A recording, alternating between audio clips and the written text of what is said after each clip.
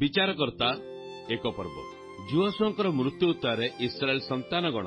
सदाप्रभु को पचारिले किनानिया मानक प्रतिकूल आंभमानक युद्ध करने को किए प्रथमे जीव तो सदाप्रभु कहिले जिहुदा जीव देख आंभे ता हस्तरे सही देश समर्पण करियछु तैरे जिहुदा अपना भ्राता सिमियोन को कहिला गुलीबांट क्रमे निरूपित आंभ भाग को आस आंभे माने किनानिया मानक प्रतिकूल युद्ध करिबा पुणी आंभे मध्य तुंब संगे तुंब भाग को जीवा तैले सिमियोन ता संगे गला ए उतारे जिहुदा यात्रा कला पुणी सदाप्रभु सेमानक हस्तरे किनानिय और पिरिसिय मानक समर्पण कले तैरे सेमाने बेसकरे सेमानकर 10,000 लोकों को बद्ध कले पुणी सेमाने बेसकरे अदनिवेशकु पाई पुणी संगे युद्ध करी किनानिय और पिरिसिय मानक बद्ध कले मात्र अदनिवेशक पलाईगला तौ सेमाने ताहा पछे गोड़ाई ताहाकु धरले तो तार हस्तपादर वृद्धा आंगुली छेदन कले एथिरे अदनिवेशक कहिला हस्तपादर छिन्न वृद्धा आंगुली 3 कोड़ी 10 राजा आंभ मेज तले आपण मानक आहार साउंटुथिले मु जेपरी कली परमेश्वर सेपरी मते प्रतिफल देले पुणी लोकमाने ताकू जेरुसालेम को आनिले और सेठारे मला अनंतर जिहुदा संतान माने जेरुसालेम प्रतिकूल युद्ध करी ता हस्तगत कले और खड्गधार समस्त को आघात करी अग्नि रे नगर दग्ध कले एउतारे जिहुदा संतान माने पर्वतमय देश और दक्षिण दिग और तलभूमि रे बासकारी किनानिय मानक प्रतिकूल युद्ध करने गले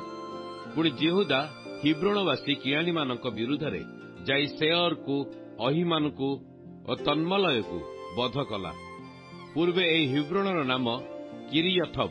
थिला आउ से सेठारु दबीर निवासी मानक प्रतिकूल गला पूर्वे ए दबीर नाम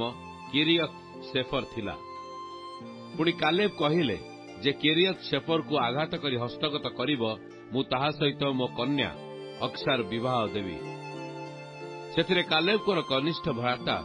कंसर पुत्र अत्मिएल ता हस्तगत करन्ते ताहा सहित अपना कन्यार विवाह देले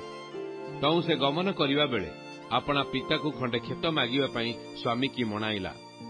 मात्र से आपे गर्दभर ओल्हाई पड़िला एथिरे कालेब ताहाकु कहिले तुमे कौन चाह तौ से कहिला मते एक आशीर्वाद प्रदान करंतु कारण आपण दक्षिण आड़ भूमि मते देई अछंती मध्य जल निर्झर मते दियंतु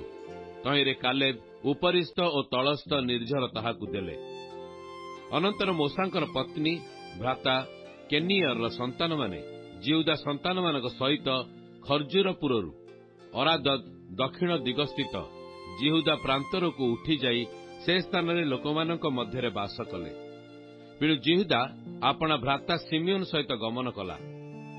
और सेमाने सफातवासी किनानिय मानक आघात करी सेई नगर को वर्जित रूपे विनाश कले और सेई नगर नाम हर्मा हेला जिहुदा मध्य घसा और तहिर अंचल अस्क्युलोन और तहिर अंचल पुणी इस्क्रोड और तहिर अंचल हस्तगत कला सदाप्रभु जिहुदार सहाय थिले एणु से पर्वतमय देश निवासी मानक तड़ीदेला मात्र से तलभूमि निवासी मानक तड़ी दे पारिला नहीं कारण सेमानकर लौह रथ थिला पुणी सेमाने मोसांक आज्ञानुसारे कालेब को हिब्रोन देले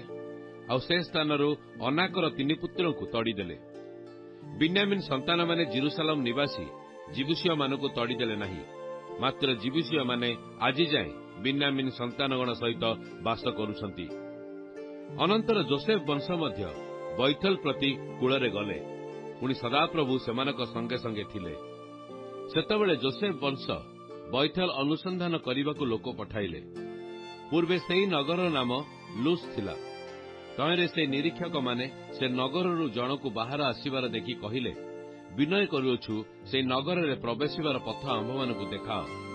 ताहा कले आम्भे माने तुम प्रति सदय व्यवहार करिबा